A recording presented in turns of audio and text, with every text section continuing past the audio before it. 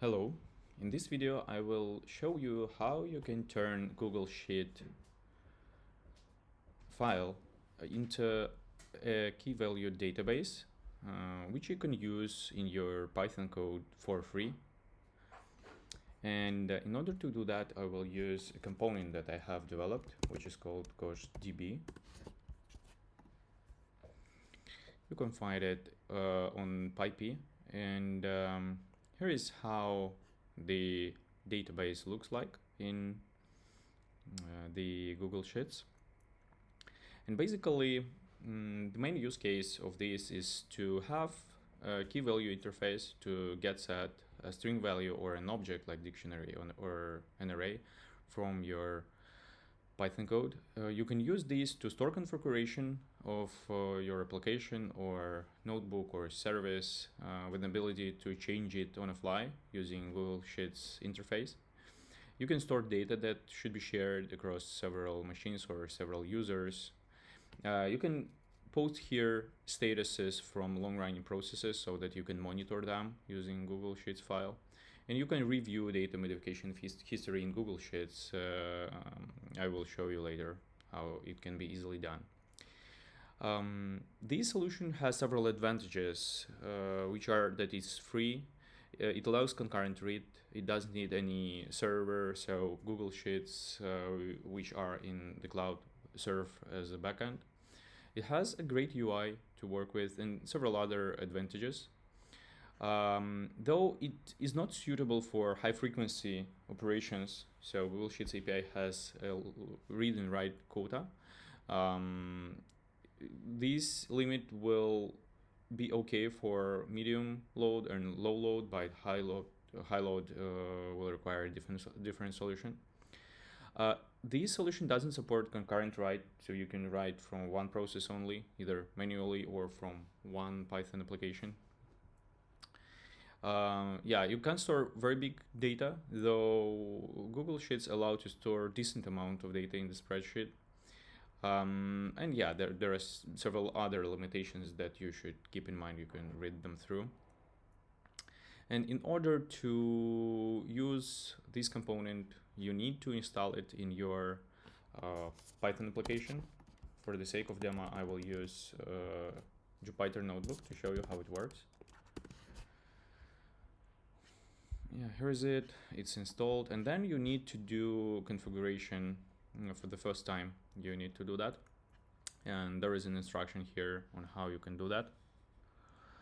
So first, you need to select a Google account that will be used to access the spreadsheet. It's recommended to use some special account for that, not your usual one, as when you enable Google Sheets API for an account, the application technically has an access to all the spreadsheets in your account.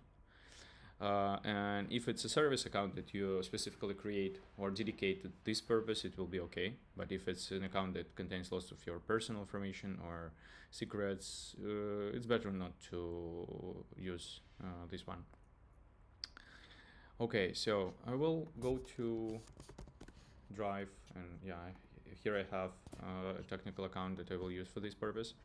Then I need to create a spreadsheet, a test one, so I will do that.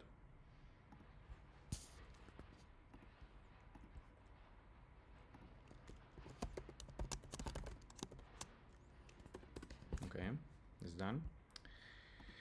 What next? Next I need to obtain the credentials. It's the most complex step in configuration, and you need to do this for the first time only. So I will show you how to do that. I will open it in the separate tab. So here is an instruction from Google on how to do a Python quick start. So what we need to do is to go to developer console.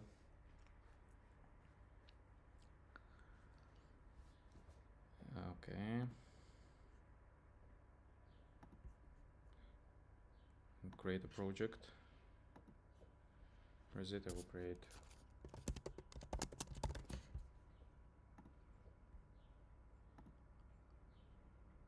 Okay.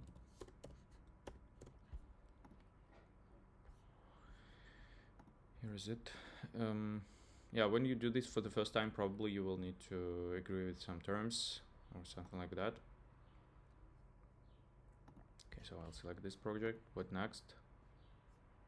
You need to enable the API. Let's go here. Next. So enable it for proper project.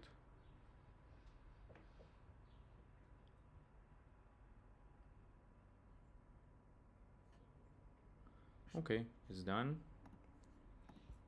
What next? Need to configure OAuth. Okay, we'll do that. So for organization usage, you can create internal user type, but for usual accounts, it's only external.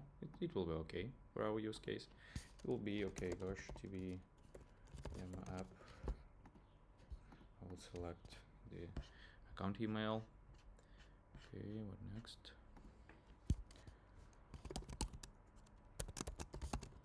Okay.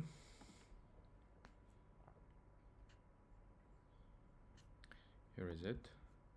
So you can read this instruction carefully to see what to do on each particular step, but I have already done that, so I know what to do.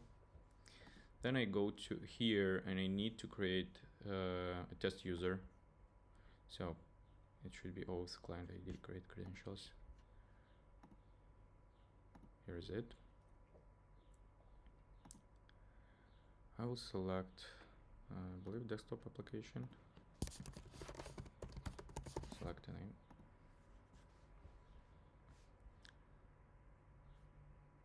Okay. Then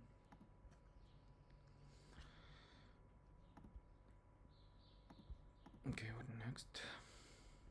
Okay, now I need to download credentials, but I remember there was also a step to add a test user. I will see where I do this. Yeah, here is. I need to add a test user here. Add myself as a test user. I mean, this account that I will use. Okay, doing that. Okay, user added. And then I need to download the credentials. So yeah, it was here. I believe it's done like that. Download JSON file.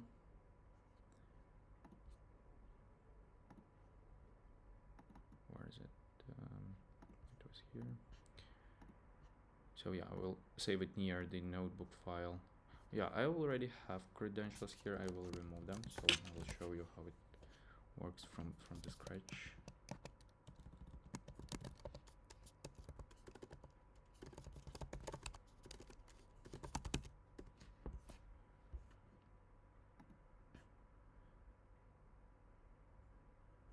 Okay, is it the proper one? Let me check.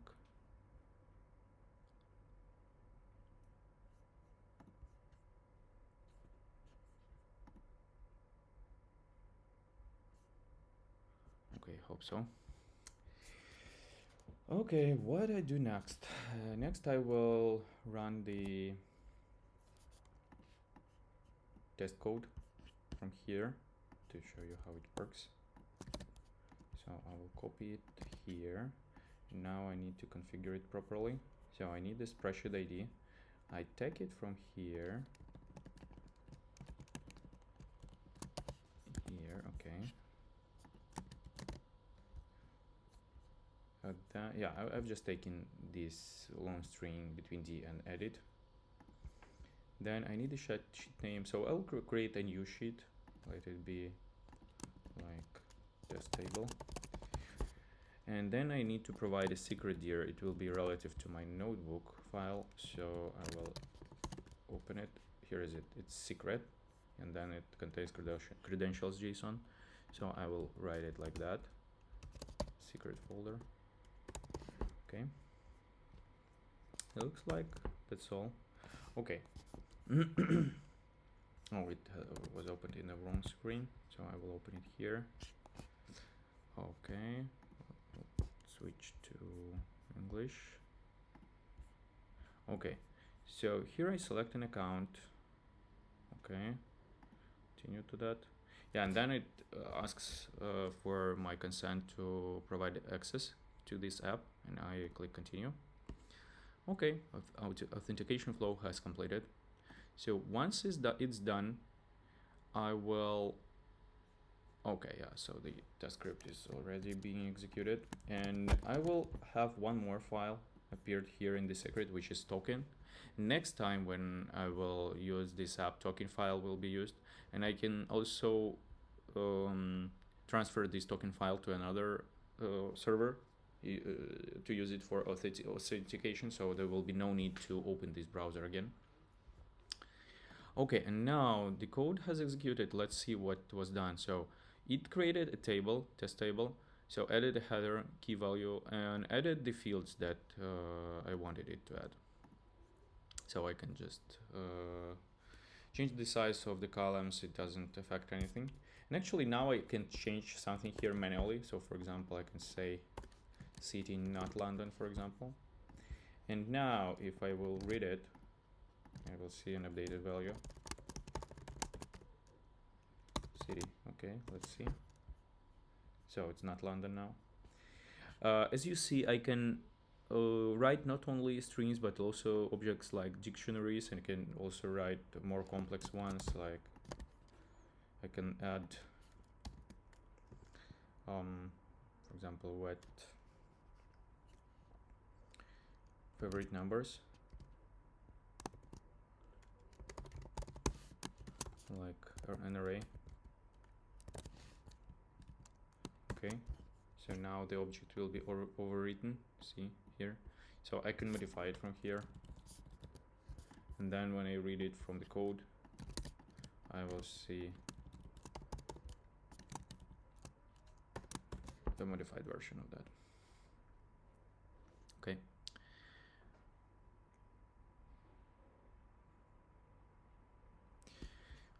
I can also view the history of the modification here. So it's here, it's version history. See, so I can see what was modified. I can see even more atomic changes. For example, here the table was created. Yeah, I see the user here, which is the user that I authenticated with. You can authenticate with several users, and we'll see different names here. So here is a modification I have done in the UI. And here is the initial one. And here is the last one, yeah, quite convenient. So when the row is deleted, you can also delete the values here.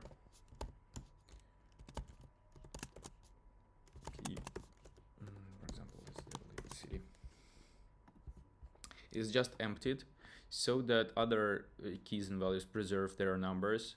In this way, we can do concurrent read. So if some value is at some index, it will remain and at this index. So we won't suffer from concurrent read during some modification of the database.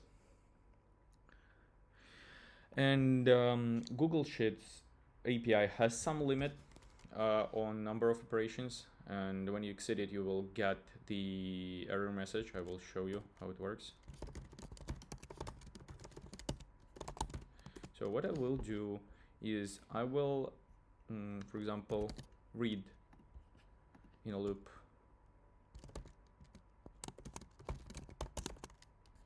Okay, I'll do like that.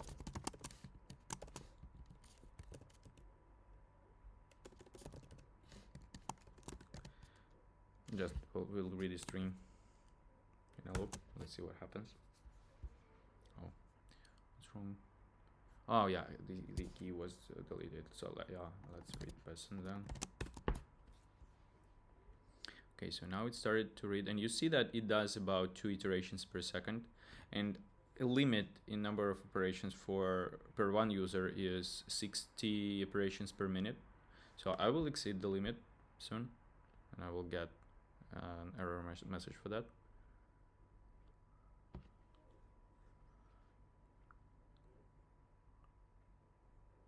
Yeah, here is it, quite accurate. So it says I have exceeded the limit and I need to wait. there is some way to extend the limit, and there is a hint somewhere here. But if you don't require higher limit, you can just gracefully handle rate limit exceed and try again in a minute. It will work.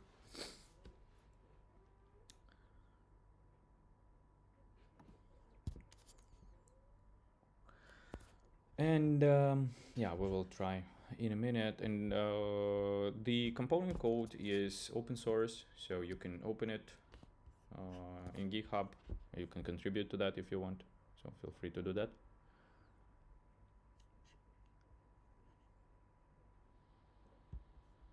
Okay, let's try now. Yeah, you see, it works. So here is it. You can use this in your application. Write comments to this video if you have any questions or feedback, and thank you.